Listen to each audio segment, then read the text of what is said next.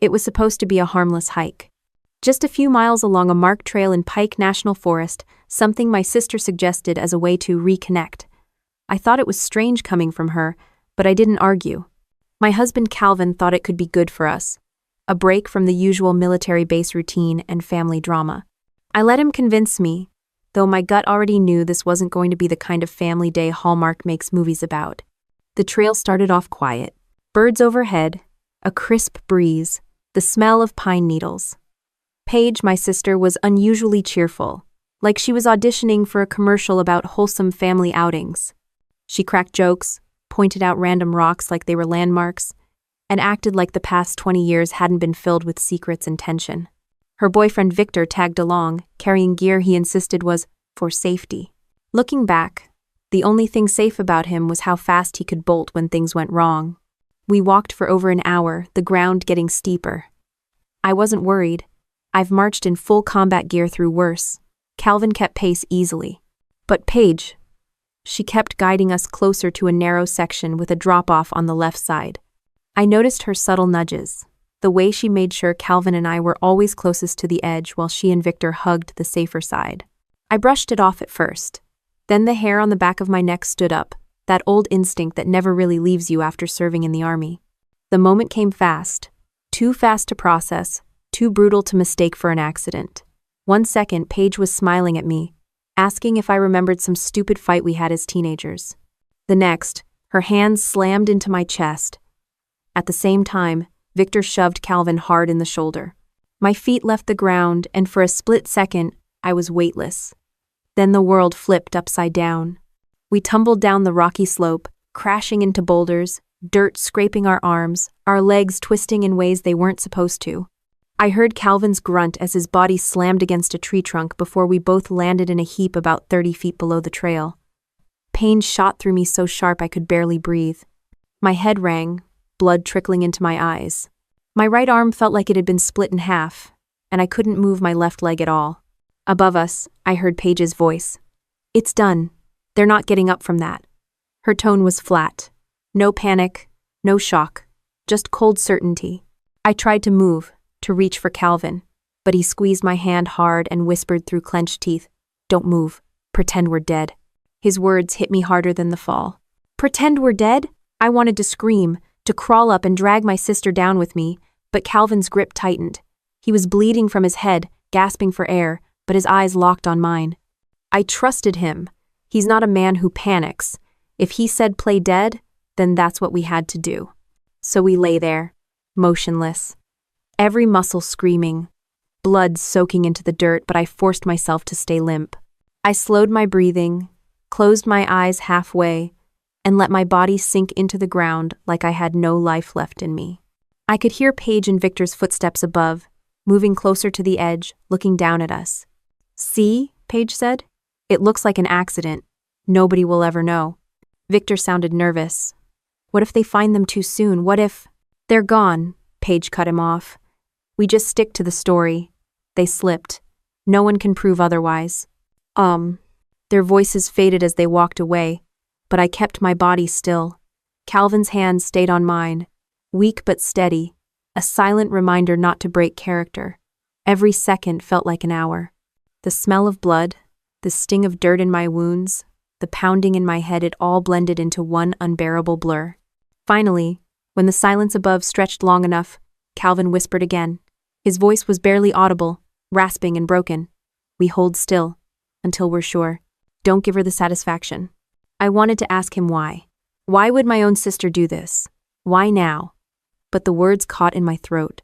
The pain, the fear, and the betrayal knotted together until I couldn't tell where one ended and the other began. All I knew was this. My sister had tried to erase me from the world, and I wasn't going to give her the satisfaction of succeeding. Blood kept sliding into my mouth, metallic and thick, and I forced myself to swallow quietly so the sound wouldn't give me away. Every breath was shallow, measured, like training drills I'd practiced in the army. Except, this wasn't practice. This was survival. Calvin's hand trembled in mine, but his grip never let go. I stared at the jagged rocks above us, thinking about how many times I'd been told family would be my anchor. Whoever said that never had a sister like Paige. The pounding in my head carried me somewhere else, back to a different kind of silence, the heavy quiet of a funeral almost 20 years ago. My brother Owen had been lowered into the ground on a rainy afternoon, the preacher's words muffled under umbrellas. I was barely out of high school, angry at the world, angry at Paige, angry at everything. They said Owen slipped on wet rocks during a solo hike. Everyone accepted it. Everyone except me. Even then, something about the story felt off. Owen wasn't careless. He was the responsible one, the golden child, the one who stayed late at the mill with Dad while Paige went off chasing boyfriends and quick money. If anyone knew those trails, it was Owen. But when I tried to voice it, Paige shut me down. She looked me straight in the eye and said, "Don't start rumors. He fell. End of story." And just like that, the family pretended it was settled. I can still remember the look on Mom's face, though. May Lawson, strong as oak, but cracked that day. She clutched Owen's jacket like she could squeeze him back into it. Dad kept his jaw locked tight, staring into the distance, refusing to let a single tear slip. Paige was the only one who didn't look broken. She stood there dry-eyed, arms crossed, like she was already calculating something beyond grief. After the service, I caught her in the kitchen with her friends, laughing. She claimed it was nerves, but I never believed her. That image burned itself into me, the first seed of doubt I planted about the sister I thought I knew. The years rolled forward, but Owen's absence never loosened its grip. He should have been the one to run the mill. He should have been the one guiding me when I enlisted. Instead, it was Paige who stepped into the role of responsible sibling, managing the business side of Lawson Millworks, handling Mom's bills, keeping herself wedged in the center of everything. From the outside, it looked like she was holding the family together. But from the inside, it felt like she was tightening a noose, one knot at a time. I used to write Owen letters when I was stationed overseas, even though he was gone. It was stupid, I know, but it kept me sane. I told him about Iraq, about the heat, about the endless convoys and the way the desert made you feel both invincible and microscopic at the same time. I told him about the guys I lost and the guys I saved. I told him how much I hated Paige's voice every time I called home and she answered before Mom did. Those letters came back to me in flashes as I lay bleeding on that mountain floor. The anger, the suspicion, the feeling that Paige's fingerprints had been on Owen's death the whole time, they all came flooding back. Only now, I wasn't just imagining it. She had pushed me. She had pushed Calvin. She had finished what she started 2 decades earlier. I thought about the last time I saw Owen alive. He was standing in the driveway, arms crossed, his shirt still covered in sawdust from the mill. He told me to stay out of Paige's drama, that she was playing with fire. He never said what he meant, never got the chance. The next week, he was gone. At the time, I convinced myself he meant drugs, or bad boyfriends, or gambling. Something simple, something reckless but explainable. But lying there, half dead, I realized he'd been warning me about something bigger, about Paige herself. Calvin shifted beside me, breaking the stream of memories. His voice was faint but firm. "She did this before." I turned my head slightly, meeting his bloodshot eyes. "What do you mean?" I whispered back, barely moving my lips. He coughed.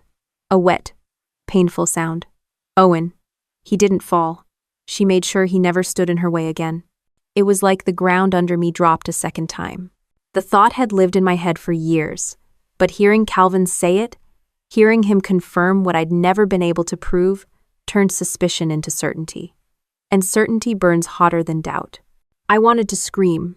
I wanted to drag myself back up that cliff and tear Paige apart with my bare hands. But I stayed still. Because Calvin was right, we had to make her believe she'd succeeded. Rage wouldn't save us. Patience would. Evidence would. The truth would. Somewhere in the haze of pain and blood, I remembered Owen's funeral again. The way Paige stood so calm, so composed, while the rest of us broke apart. That calm wasn't grief.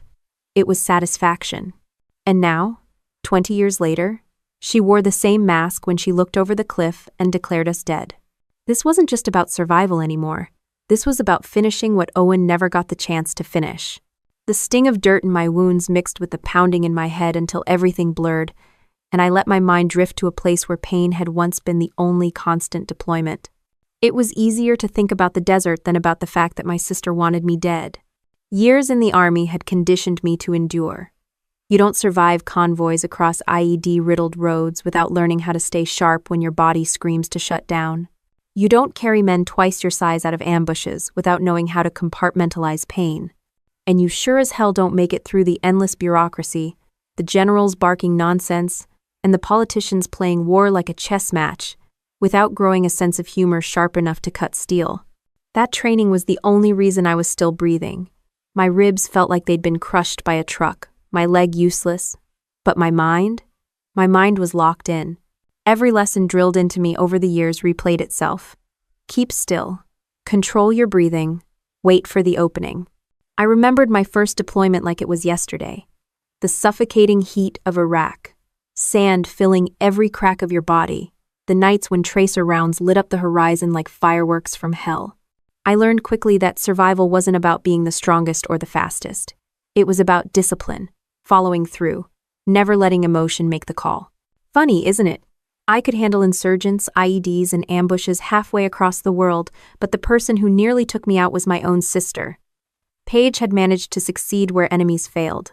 Not by outsmarting me in combat, but by exploiting the one blind spot I still had: family. The army taught me discipline, but it never trained me for betrayal at the dinner table. Back home, I built a life with Calvin. He wasn't a soldier, but he was steady in ways the army could never be. While I rotated between deployments, he kept the house, managed the little things that make life normal: bills, groceries, fixing the damn water heater when it broke for the third time. He was the kind of man who didn't need medals to prove himself. He just showed up, every day, no excuses. That's rare. And even after years of active duty, I never thought my biggest fight would come from someone who shared my blood. I'd always known Paige had a streak in her. She was the kind of kid who'd steal your Halloween candy, then convince you you'd eaten it yourself. Charming when she wanted, ruthless when she needed. She grew up, learned to polish it, turned it into a version of responsibility that Mom and Dad bought into. She became the caretaker, the one who made sure Mom took her pills, the one who balanced the books for the mill, the one who smiled for the neighbors and said everything was fine. Meanwhile, I wore the uniform. I missed birthdays, anniversaries, funerals. I came back with scars no one wanted to talk about. Paige slipped into the role of perfect daughter, and I let her have it. What choice did I have? I was too busy surviving halfway across the world. But now, bleeding in the dirt, it was obvious she didn't just fill a gap.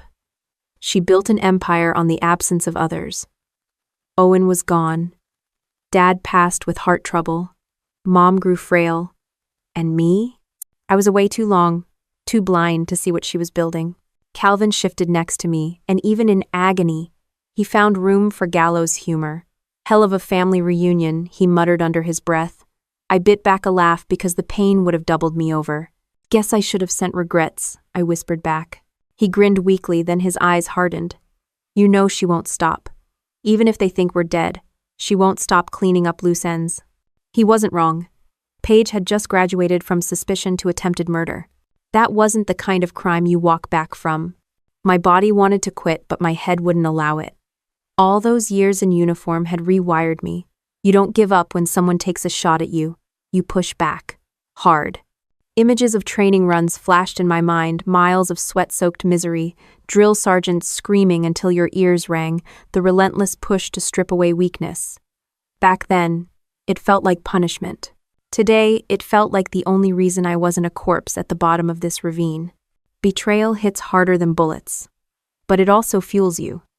And as much as my body begged for rest, the fire in my chest burned hotter. The sound of footsteps above us snapped me back. Paige's voice drifted down, sharp and confident. Let's get out of here. Nobody hikes this trail this time of year. By the time they're found, it'll look like an accident. Oh, Lar. I pressed my face deeper into the dirt, praying my body looked lifeless enough. My heart hammered, but my breathing stayed slow, controlled, the way I'd done under fire overseas. Finally, silence. No footsteps, just the wind cutting through the trees. Calvin leaned closer, his lips almost against my ear. You know what this means, right? He whispered. I didn't answer, because the truth was already carved into me. This wasn't just survival. This was war. Calvin's whisper still rang in my ears as I forced my eyes open just enough to scan the ravine. The branches above blocked most of the sky, but the silence told me Paige and Victor had moved on. For the first time since we hit the ground, I let myself breathe normally, and it felt like sucking in fire. I shifted slightly, wincing at the grinding protest of my ribs. The pain was brutal, but I'd lived with worse. What bothered me more was the question clawing at my mind. How long had Paige been planning this? I thought about the years I'd been gone, the birthdays I missed, the funerals I couldn't attend. Every deployment was another chance for her to cement control. And she had over Mom, over the family finances, over the damn narrative of our lives. I came back a stranger in my own home. While she played the dutiful daughter everyone trusted, Calvin tried to sit up, but the attempt ended with a sharp grunt. Blood streaked down his forehead, and his left arm bent at an angle it shouldn't. I pressed my good hand against his chest, keeping him down. "Don't move, you'll make it worse." His eyes burned, not from pain, but from anger. "Your sister wanted us gone for good. Don't you think that means she's been hiding something bigger than money?" The words cut deeper than my injuries. Because he was right. Paige wasn't reckless. She was calculated. If she was desperate enough to shove us off a cliff, it wasn't just about an inheritance. There had to be something else. Something she couldn't afford for me to find out. The memories came back in fragments. The odd phone calls that went silent when I walked into the room.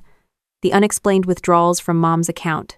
The way Victor suddenly had a brand new truck, despite never holding a job longer than 3 months. And Paige always quick with explanations that sounded rehearsed but not questioned. "Think she cooked the books?" Calvin asked, reading my silence. "More than that," I muttered. "I think she buried bodies. Not literal ones. Financial, legal, maybe both." The thought made my stomach twist. I'd been trained to see threats halfway across the world, but I'd missed the one sitting across from me at Thanksgiving dinner. Above us, the crunch of tires on gravel drifted faintly through the trees. My pulse spiked. A car door slammed, followed by Paige's voice again, closer this time. "We need to make sure. If somebody hikes down here, they'll call it in." Victor's reply was muffled, but the words carried enough. "Fine. Quick look. If they're still breathing, we finish it." Adrenaline shoved the pain aside. I grabbed Calvin's hand and squeezed hard. He understood. Playing dead had bought us time, but round 2 was coming. And this time, there'd be no pretending. The footsteps grew louder. Pebbles tumbled down the slope as they climbed back toward us. I flattened against the rocks, slowing my breathing until my chest barely moved. My mind raced through options, none of them good. Fight was impossible with my body wrecked. Flight? Not happening. That left one thing: information. If they were hiding something, I needed them to say it out loud. And I needed them to believe we couldn't hear.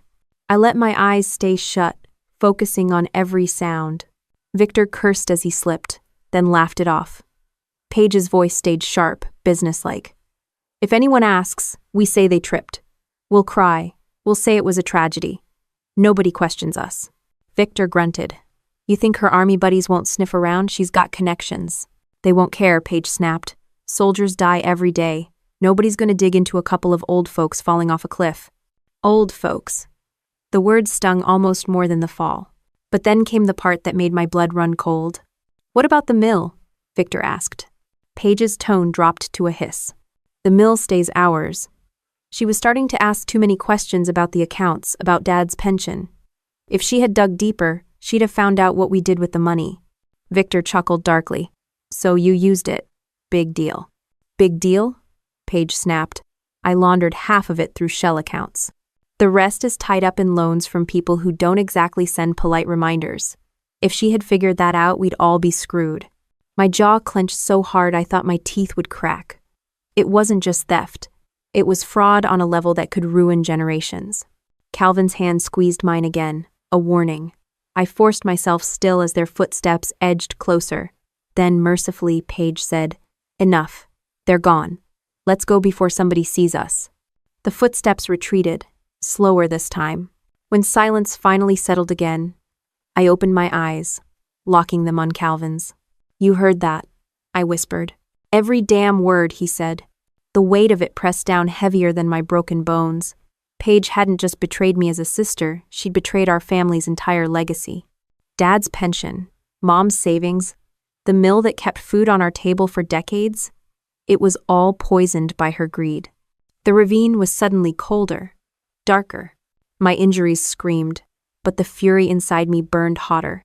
This wasn't just about surviving anymore. It was about exposing every rotten thing Paige had done, no matter what it cost. Calvin shifted, gritting his teeth.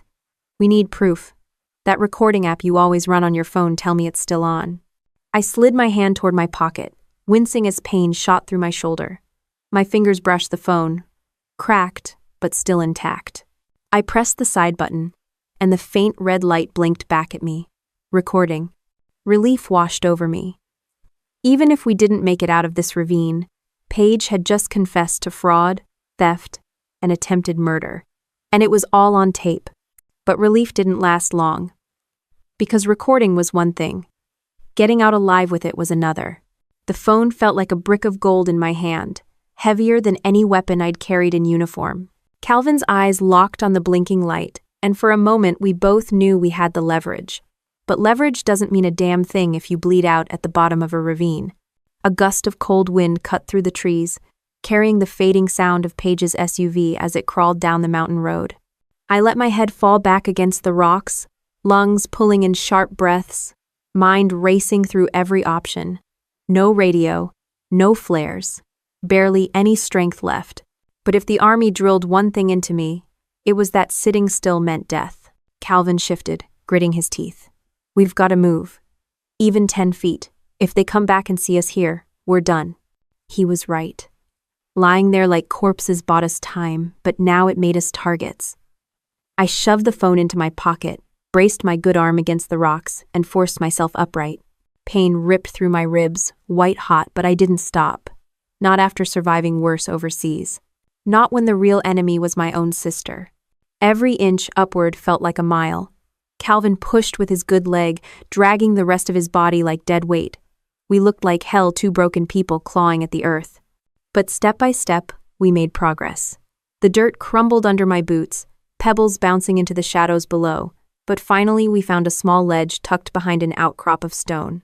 Shelter, if only barely. I pressed my back against the rock, gasping for breath. Calvin leaned beside me, sweat pouring down his face despite the cold. So, he muttered between ragged breaths, this your idea of a honeymoon hike? I snorted, then immediately regretted it as pain stabbed my chest.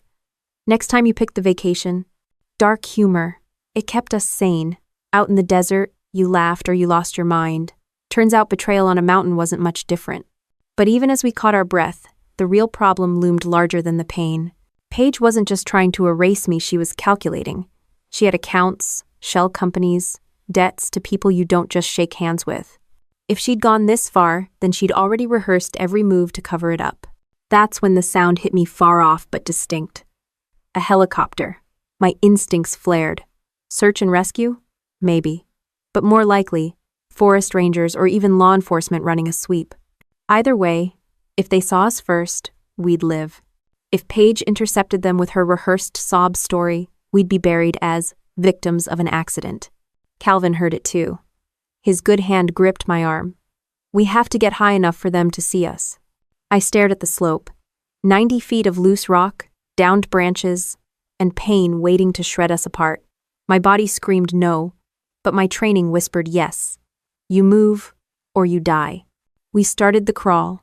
My right arm pulled, my left leg dragged, Calvin following close behind. Every shift of rock sounded like thunder to me, echoing in the silence. But the helicopter's thump grew louder, hope and panic in equal measure. Halfway up, my hands slipped on loose gravel. My body lurched forward, the world tilting. But Calvin's good hand shot out, gripping my jacket and hauling me back. His face was pale, lips tight with pain, but his eyes burned steady. Don't quit now, he rasped. I swallowed the pain and nodded. The helicopter sound was near enough to rattle the branches overhead. We dragged ourselves higher, muscles screaming, until finally we cleared the tree line just enough for open sky above. I yanked the phone out, switching the flashlight on, waving it weakly against the darkening sky. A desperate signal, but the only one we had. The helicopter passed once, twice, the searchlight sweeping the valley. For a sickening moment, I thought they'd miss us entirely. But then the beam froze, angled, and locked onto our ledge. Relief hit so hard I nearly collapsed. Calvin laughed short, broken, but real. Guess they still teach signaling in the army after all. The searchlight shifted again, and I saw the insignia on the side of the chopper. Sheriff's Department. Not random hikers, not federal rescue, law enforcement. The very people Paige had been counting on to buy her story. The rope dropped within minutes, a deputy shouting down, "We've got survivors!" Hold tight. It should have been the moment to breathe, to celebrate. But dread clawed at me, because survival was only half the battle. Once we were topside, Paige's story would collide with ours, and only one version would stick. The deputy clipped me into the harness, shouting questions I barely processed. Injuries? Names? What happened?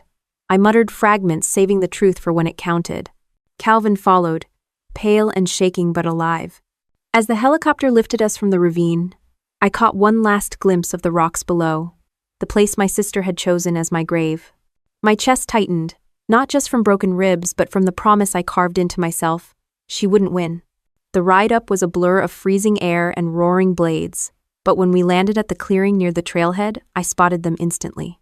Paige and Victor, standing with wide eyes and tear-streaked cheeks, playing the perfect roles of grieving relatives. She clutched a blanket around her shoulders, face pale but composed. The deputy jogged over to her, shouting, "They're alive! Both of them!" Her expression cracked for just a second. Shock, then panic, then the mask snapping back on. She rushed forward, arms out as if she actually meant to embrace me. I pulled back, fixing her with a look colder than the wind. She froze, eyes darting to the deputies, then back to me. In that split second, I knew she realized it. The game had changed. Paige's arms hung stiff in the air, waiting for an embrace that never came. Deputies stepped between us before the scene could turn into a circus, guiding Calvin and me toward the ambulance waiting at the trailhead. My body screamed for morphine, but my head refused to relax. You don't let your guard down when the person trying to kill you is standing 20 feet away pretending to be your savior. Inside the ambulance, a paramedic checked my vitals, shining a light in my eyes while another wrapped Calvin's arm in a splint. Their hands were efficient, professional, but their chatter was all about logistics, helicopter to county hospital, deputies following close behind, trauma unit on standby. To them, we were just another rescue story. To me, it was the opening move in a war. The ride was short, but rough. Every bump sent knives through my ribs. Calvin clenched his jaw, silent, but I could see the sweat dripping down his temples. When the ER doors burst open and the gurneys rolled in, I caught the sterile smell of antiseptic, mixed with the low hum of hospital chaos. Nurses barked orders, machines beeped, the curtain of survival closing fast around us. Doctors swarmed, but even in the haze I caught movement at the edge of the room. Paige, whispering urgently to a deputy. She played the part flawlessly worried sister, supportive wife, eyes wide with fear. I wanted to rip off every mask she'd ever worn. A young nurse leaned close, her badge reading, Maya. She kept her voice low. "You want family in here?" I grabbed her wrist, surprising her with the strength I still had. "Keep her out," I hissed. "She's not family.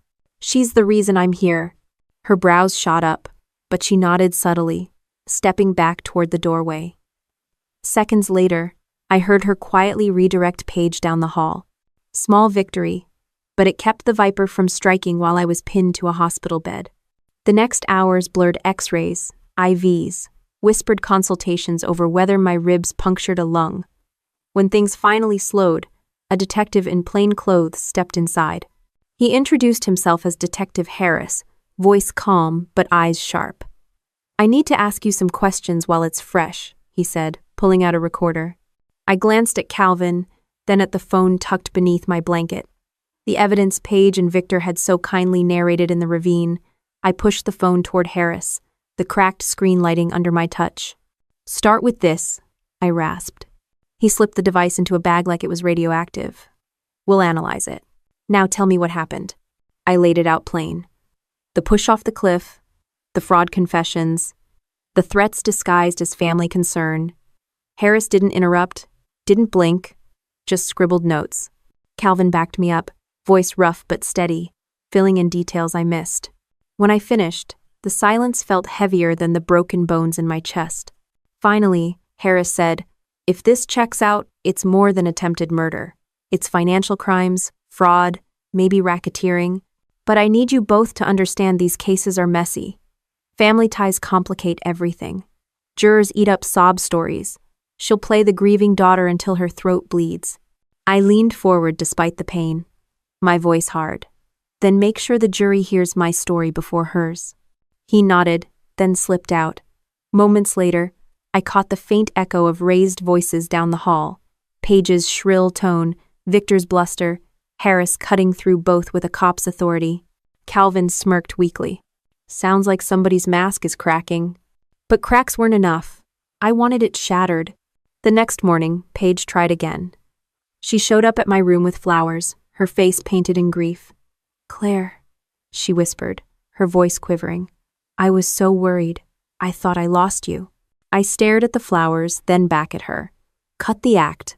I heard everything. Her lips pressed into a thin line, then curved into something colder. She set the bouquet on the table, leaned close, so only I could hear. "You should have stayed gone. Overseas, deployments, anywhere but here. This family doesn't need a soldier, especially one who can't mind her own business." I didn't flinch. This family doesn't need a thief pretending to be a savior. For the first time, I saw the real Paige rage flickering just beneath the surface, a storm she couldn't quite contain. She straightened, plastered on her mask again, and left without another word. But I knew what that silence meant. She wasn't giving up. She was recalculating. Later that day, Harris returned with a tech carrying headphones. "We pulled the recording," he said. "You weren't exaggerating." She spelled out the fraud, the debts, the whole plan. "It's enough to get warrants." The relief was sharp but short-lived. Harris's next words drove it out. "We'll move fast, but if she realizes we have this, she'll run. Or worse, she'll try again." Calvin laughed bitterly. "You think she'll wait for a second chance? She's probably already planning it." That night, under the hum of hospital machines, I couldn't sleep. My body needed rest, but my mind replayed every second of the fall, every confession in the ravine, every threat Paige ever dressed up as concern. I thought about the soldiers I'd lost overseas, the friends buried too young, the enemies who never broke me. None of them cut as deep as betrayal by blood. The nurse Maya stopped by during her rounds. She lowered her voice. "Detective told me your sister's under watch. But you should know, she's been pacing the halls. Something about her, it doesn't read right." I managed a thin smile. "That's because she's a vulture circling a meal she thinks isn't dead yet." 19. Maya's lips tightened, but she didn't argue. She slipped out, leaving me with the steady beep of machines and the gnawing certainty that Paige wasn't finished. Not by a long shot. The morning light bled through the blinds, pale and unwelcome. My body begged to stay still, but the sound of boots in the hallway jolted me upright. Harris walked in with a folder tucked under his arm and that expression cops wear when they've finally cornered a suspect. He didn't waste time. "We ran through the accounts tied to your family mill. Paige's fingerprints are all over them. Wire transfers, shell companies, forged signatures, you name it. She didn't just skim money. She gutted the whole damn place." Calvin let out a low whistle. "How much are we talking?" Harris flipped the folder open, sliding a few sheets toward me. "North of 200 grand. Pension funds, business loans, your mother's medical savings. And most of it funneled into debts owed to some very shady people. She's been using the family as her private ATM while playing caregiver." My fists clenched against the blanket. The numbers weren't just money, they were stolen years, stolen dignity, the kind of betrayal you can't buy back. Harris leaned in. "The DA wants to move on this fast. We'll need you both to testify. But I'll be straight with you, your sister's not dumb. She'll spin this. She'll cry, say you're confused, say you hit your head in the fall. Jurors eat that up if we don't bury her in evidence." I pulled the phone from the nightstand, still cracked but still holding the recording. "Then this doesn't leave your sight. If Paige finds out we have it, she'll torch everything she can." Harris pocketed it carefully. "Already copied, already secured. You just worry about healing enough to face her in court." And, as if summoned, Paige appeared outside the glass window of my room, her face pale, eyes wide like she'd been crying. She mouthed something, "I love you," and pressed her hand against the glass. I didn't move, didn't blink. Let her see the steel in my stare. When she realized I wasn't playing, her hand fell. The mask slipped just enough for me to catch it. The tight jaw, the flash of anger, the calculation spinning behind her eyes. Then she was gone. Calvin exhaled slowly. She knows the walls are closing in. The next days blurred into strategy sessions. Detectives combed through ledgers, subpoenaed banks, interviewed old employees at the mill. Turns out Paige had been running her little empire for years, and most folks were too scared or too loyal to question her. A few slipped cracks in their stories now, enough to sketch the outline of a case. But evidence doesn't erase blood ties. My mother, frail and confused, sat in her nursing home room insisting Paige was just misunderstood. "She's taken such good care of me," she told Harris. "Claire's always been the fighter, but Paige has been the steady one." It stung more than the broken ribs. Loyalty misplaced is still loyalty. Paige had woven herself so tightly into Mom's world that undoing it felt impossible. Meanwhile, the vultures she owed money to weren't waiting. Harris briefed us that a man tied to a loan shark had already knocked on Victor's door, demanding payment. Paige might have fooled neighbors and jurors, but the kind of people she borrowed from don't accept payment plans. Calvin cracked a bitter smile. "So either way, she's screwed, cops or creditors. Don't underestimate her," I said. "Paige has been dodging accountability her whole life. Cornered animals bite the hardest." Harris nodded grimly. "She's already lawyering up. Claims she's the victim of family jealousy. Says you've always resented her for staying behind while you wore the uniform." I barked out a laugh that made my ribs ache. Resented her? I was too busy ducking mortars to resent anyone. She can sell that pity party to somebody else. Still, I knew Harris was right. Paige's game wasn't strength. It was manipulation, and she was damn good at it. 2 days later, the DA authorized preliminary hearings. Deputies served warrants, seizing boxes of files from Paige's house, computers, even a safe she swore was for jewelry. Inside were ledgers, IOUs, and more than one document with my father's name, forged in shaky handwriting. The news hit local media within hours. "Family betrayal at Maplewood Mill," scrolled across the bottom of the evening broadcast. Neighbors whispered. Old family friends called, half in shock, half in denial. Some defended her. Paige would never. Others admitted they'd suspected for years. I sat in the hospital bed, watching the anchor read off charges like grocery items, fraud, embezzlement, attempted murder. My name came next, identified as the sister who survived the fall. My stomach twisted. This wasn't just Paige's scandal anymore. It was mine too, whether I liked it or not. Calvin reached over, squeezing my hand. "You didn't put us here." She did.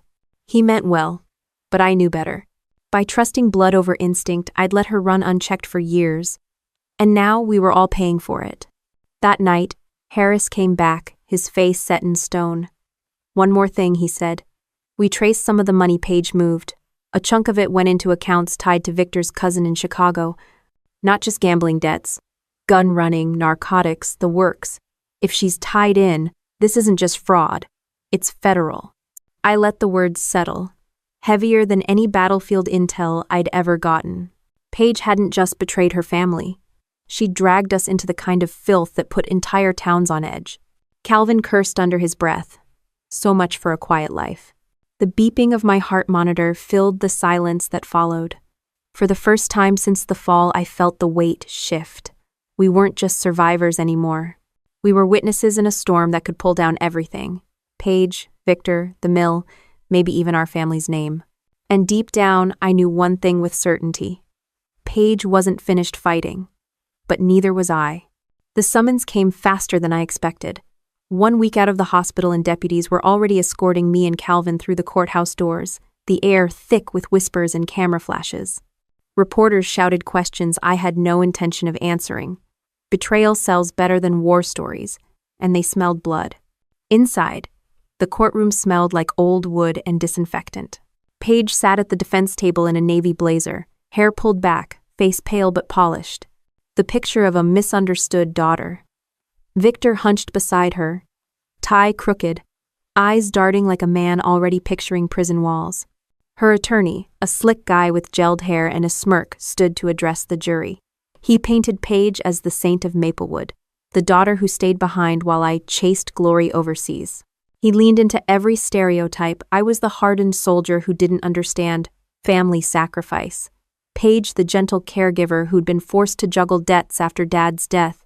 Calvin leaned toward me, muttering, "If bullshit were currency, this guy could pay off all her loans." I almost laughed, but the weight of the jury's eyes pressed down. 12 strangers, most of them older, all watching, judging, trying to decide if the army vet or the grieving sister was lying. Then Harris queued up the recording. Paige's voice filled the room, sharp and calculating.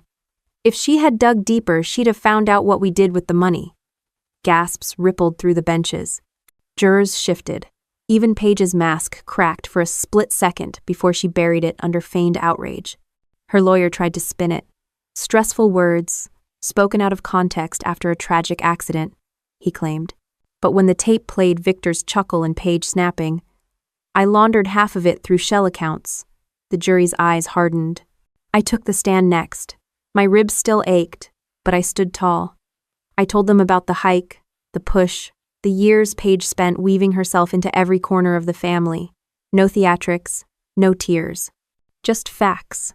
A soldier doesn't beg for sympathy, we deal in truth. Paige's attorney pounced. He asked if my memory could be trusted after the fall, if my deployments had left me prone to paranoia. He even suggested my military service had made me too rigid to understand family compromise. I looked him square in the eye. Compromise is splitting chores, not laundering pensions and pushing your sister off a cliff. Don't confuse loyalty with stupidity. The courtroom went dead quiet. A few jurors even smirked. Harris nodded from his seat. Score 1 for our side. But family drama doesn't stay confined to a witness stand. During a recess, I spotted Mom in the hallway, clutching her walker, tears streaming. "Claire, please," she begged. "She took care of me when you couldn't. She's not evil, she's just overwhelmed." The words gutted me. Combat I could handle, bullets I could dodge, but hearing my own mother defend the woman who tried to kill me, that was a wound no medic could fix. Calvin wrapped an arm around me when Mom shuffled away. "She's under Paige's spell. You can't undo years of manipulation overnight." Still, it burned. In that moment, the courtroom wasn't just a legal battleground. It was a war for the soul of my family. As testimony dragged on, more secrets spilled. Bank clerks detailed forged signatures. Former employees testified about missing payroll checks. A neighbor swore he saw Victor burning boxes behind the mill late one night. Piece by piece, the story built not of a misunderstood daughter, but of a predator who carved up her family's legacy for cash. Paige sat rigid, eyes darting between jurors, her hands clenched in her lap. Once, when the judge's attention drifted, she turned toward me. Her lips curled into the faintest smile, a silent promise that she wasn't finished. The trial stretched for days. Each session drained me, but I refused to break. I'd survived firefights worse than this, and this was one battle I couldn't afford to lose. When closing arguments came, Paige's lawyer begged the jury to see the humanity in a daughter doing her best. The DA countered with the recording, the ledgers, and my testimony. "This isn't humanity," he said. "It's greed, dressed up as duty." The jury filed out, leaving the courtroom buzzing with tension.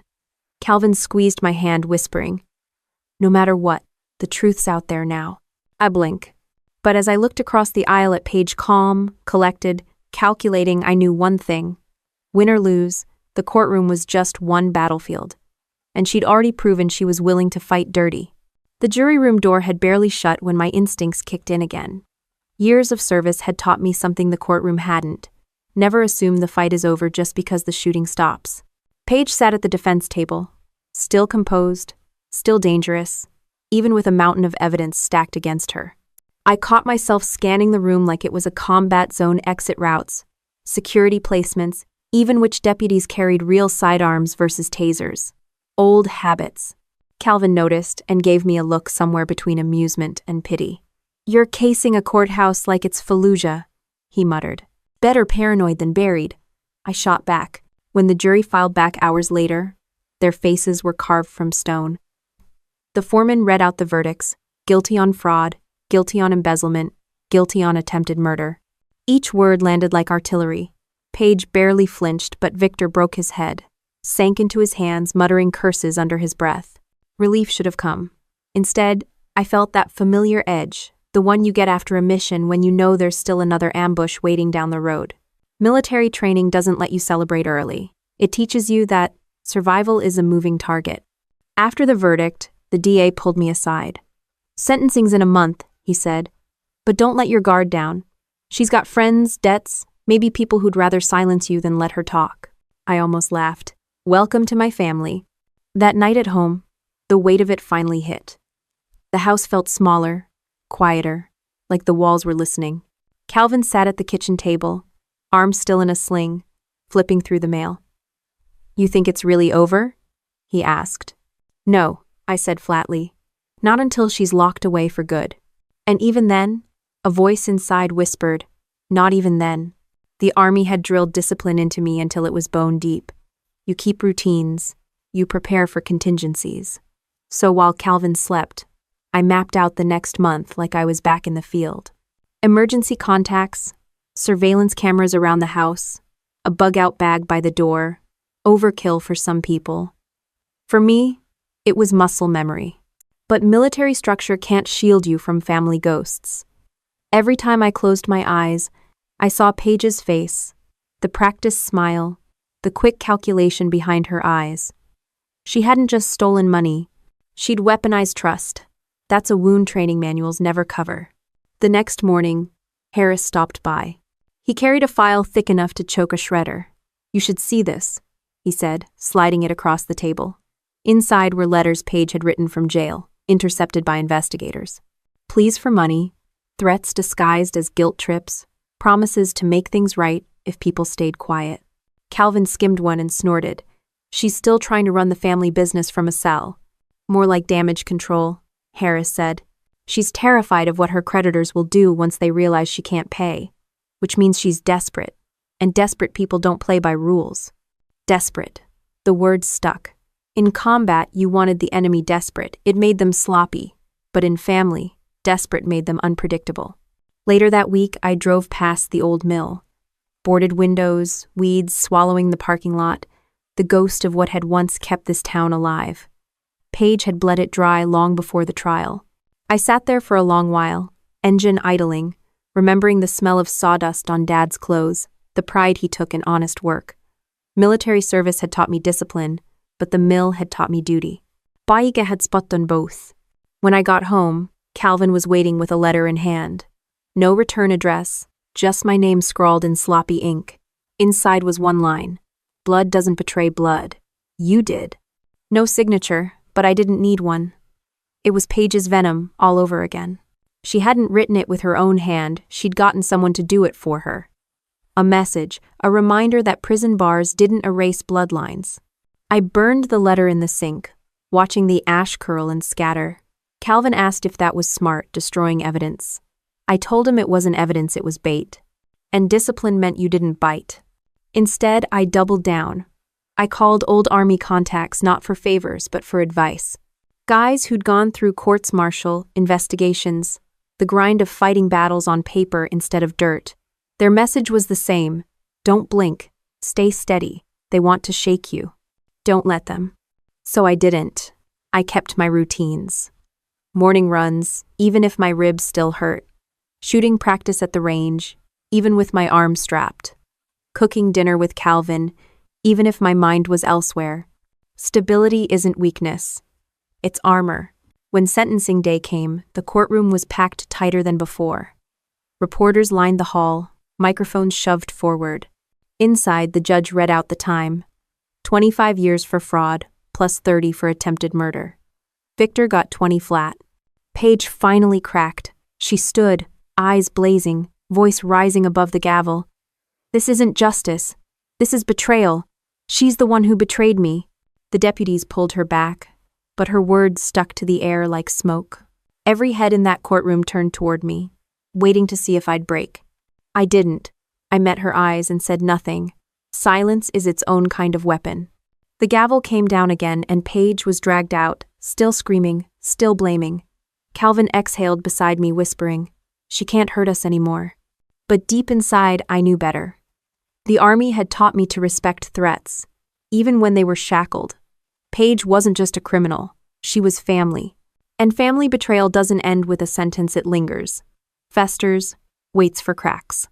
That night, as I tucked the bug-out bag closer to the door, I told myself the same thing I told my squad overseas.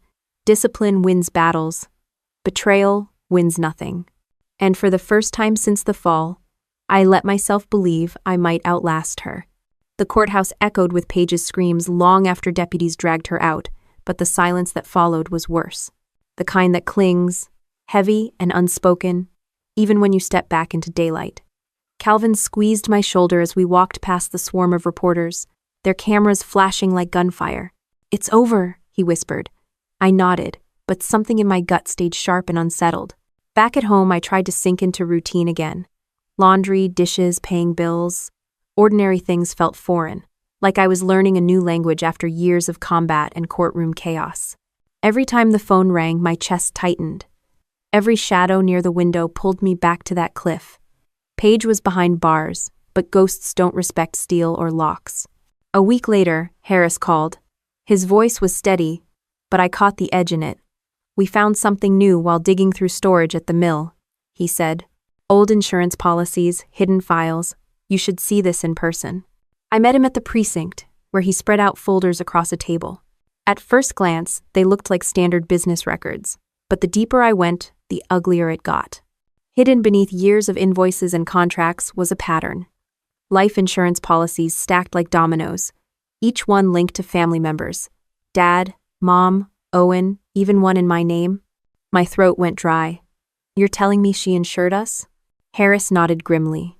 Policies worth hundreds of thousands, taken out quietly over years, with forged signatures. When Owen died, she collected. When your father passed, she collected again. She's been bleeding your family not just through the mill, but through death itself. The room tilted. My legs went cold, as if the betrayal had reached straight through my bones. Calvin swore under his breath, gripping the edge of the table. "She didn't just push you off that cliff to shut you up," he muttered. "She wanted the payout." It was true. My sister hadn't just betrayed us for money. She had planned for our deaths to be profitable. I thought back to the fall, to the way she stood above the ravine with no hesitation, no remorse. That wasn't a moment of rage. It was the execution of a plan she'd been building for decades. Harris leaned closer. "There's more." We pulled a recording off Victor's phone, backed up to the cloud. He must have forgotten about it. It's him and Paige arguing a week before the hike. Listen. He hit play. Paige's voice filled the room again, sharper than ever. "She's sniffing around. If we don't act, she'll ruin everything. The insurance, the mill, the accounts, all of it." Victor replied, "We've already got enough to cover debts. Why risk murder?" Paige snapped back, "Because alive, she's dangerous. Dead, she's money." The words punched the air out of me. I had suspected, I had pieced it together, but hearing her say it, hearing my own sister weigh my life against her debts, was a cut deeper than any battlefield wound. Calvin's jaw tightened, his good hand balling into a fist. "That's it. That's the nail." But the fury inside me wasn't about evidence. It was about truth. My sister hadn't just betrayed me, or Calvin, or Owen. She had poisoned every definition of family, turned blood into a ledger, life into profit. I asked Harris what would happen next. He said the DA was preparing to add charges, maybe even reopen Owen's case. "If we prove she staged that fall, it's murder. 20 years too late, but murder all the same." The words brought no comfort. Justice moves slow, too slow, when betrayal already hollowed out decades. That night, back at home, Calvin sat with me at the table in silence. We didn't need words. We both knew what the files meant. Paige hadn't been improvising when she pushed us off that cliff. She had been following a script she'd been writing for years. Finally, he broke the silence. "You know what this means, right? Every laugh at family dinners, every hug at holidays, it was all staged. She wasn't just pretending to care. She was rehearsing how to sell the story when we were gone." I stared at my hands, scarred and stiff. The same hands that had pulled brothers in arms out of firefights. I'd always believed war was the worst humanity could offer. But sitting there, I realized I had been wrong. Betrayal at home, betrayal by blood that was worse. Later, when I lay awake in bed, I thought about Owen again. His last words to me before he died, "She's playing with fire." I finally understood what he meant. He hadn't been warning me about bad company or reckless choices. He had seen the truth about Paige years before anyone else, and it had cost him his life. Now it was my turn to carry that truth. Not as a soldier, not as a sister, but as someone who survived the kind of war no training prepares you for. The final betrayal wasn't just the cliff. It wasn't the forged documents or the fake tears. It was the realization that Paige had been building toward this all along. And in her eyes, family wasn't love, or loyalty, or duty. Family was currency. Morning broke cold and gray the day of the final hearing. The courthouse steps were swarmed again, reporters shouting questions, microphones shoved into my face. Calvin stayed close, his arm still in a sling but his presence steady, solid.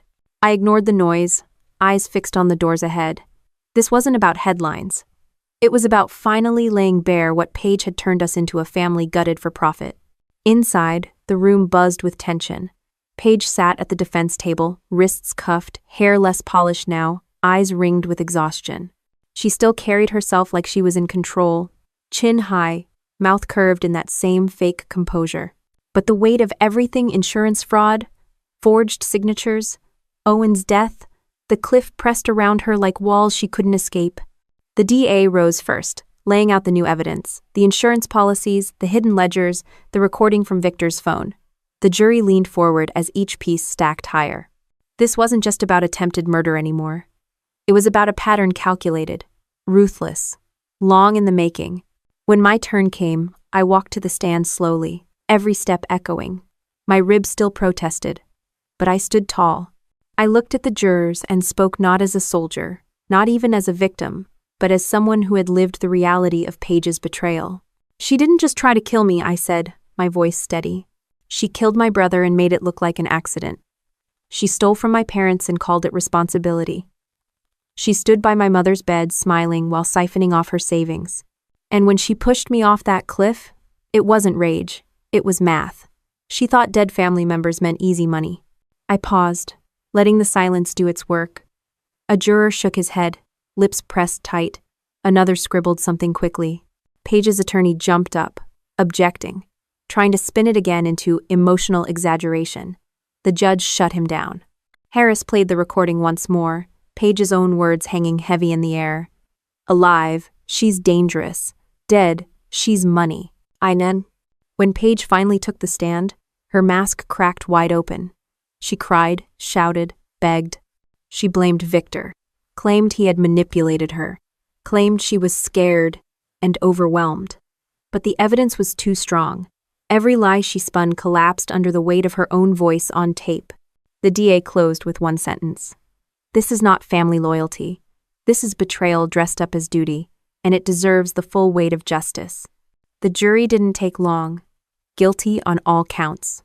Murder for Owen, fraud, embezzlement, attempted murder, conspiracy. The judge's gavel struck, each thud final, each word sealing Paige's fate.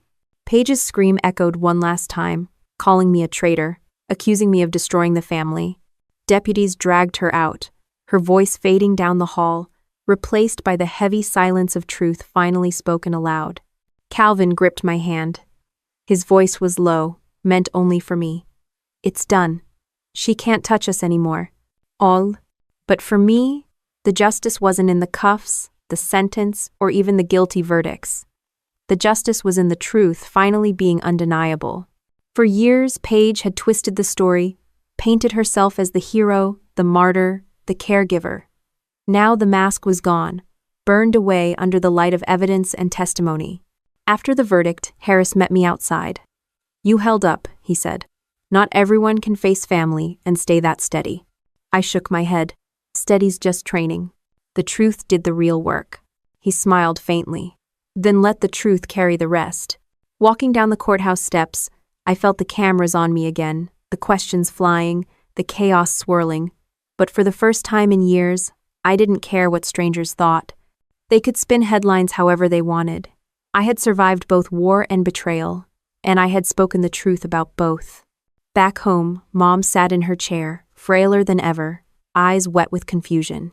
She looked at me and whispered, "She really did those things?" I knelt beside her, holding her thin hands in mine. "Yes, Mom, and she can't hurt us anymore."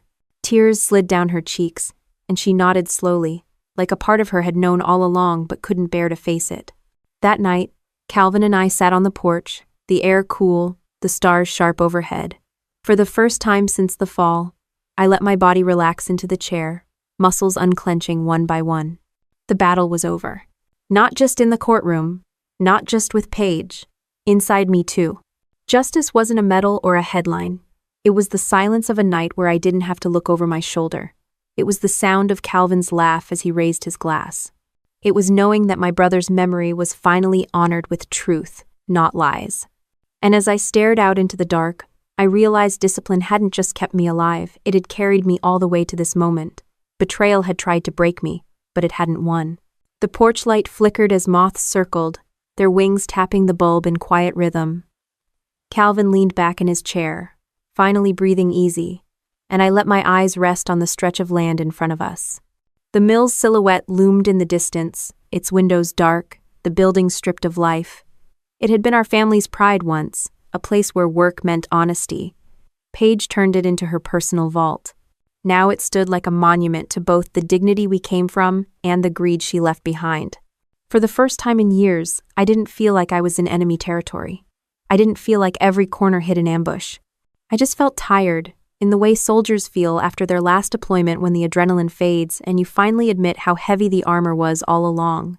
People kept telling me I should feel relief. Maybe they're right, but it doesn't come wrapped in fireworks or celebration. It comes in smaller pieces. Hearing Calvin snore softly beside me without jolting awake in pain. Knowing Mom can live the rest of her days without Paige's claws in her bank account. Breathing air that doesn't reek of lies. Justice isn't neat. It doesn't stitch the wounds clean. It just makes sure the bleeding stops. I thought of Owen again. His voice echoing like it always does. She's playing with fire. He'd seen her clearly long before I did, and it cost him his life. That guilt will always sit with me. But at least now, the truth about him isn't buried under Paige's story. His memory belongs to him again, not her. The army taught me how to survive battles, but this war at home taught me something different: how to live after survival. Combat makes you sharp, teaches you discipline, makes you efficient at shutting feelings off. But family betrayal forces you to feel everything: rage, grief, shame, the kind of pain that doesn't leave scars on skin but carves them into your chest. I won't lie, I hate Paige for what she did. Hate her for turning family into numbers, for treating love like currency. But hating her doesn't change anything. The verdict, the sentence, the locked doors around her, that's what changes things. Not my anger. Calvin broke the quiet with his usual bluntness. So what now? You gonna keep soldiering on? Or maybe learn how to sit still for once? I laughed, sharp and unexpected. I'll sit still when I'm dead. He raised his glass. Then I better get used to the sound of boots on the porch. That's the thing about survival, you don't go back to who you were before. You carry the battlefield inside you, whether it's sand in the desert or the echo of your sister's voice saying, "Dead, she's money." You don't erase it. You learn how to live with it. In the end, family isn't the blood that betrays you. It's the people who hold your hand when you're broken in a ravine, the ones who drag you up when the world wants you down. That's what I learned lying in the dirt with Calvin, fighting for each breath. That's what I know sitting here now, alive, free, and no longer under Paige's shadow. Some scars don't fade, but scars mean you survived. And surviving well, that's its own kind of victory. The mill still stands at the edge of town, empty and silent, but it doesn't own me anymore. Paige sits behind bars, her voice finally silenced, and I can breathe without her shadow on my back. Owen's memory is clean again, and Mom sleeps without fear of losing everything she built. Calvin and I carry scars, but they're proof we made it through. I don't call that justice, it's survival with meaning. Family can destroy you, or it can hold you up when the ground gives way. I learned both truths the hard way, and I'm still here to tell it. That's enough.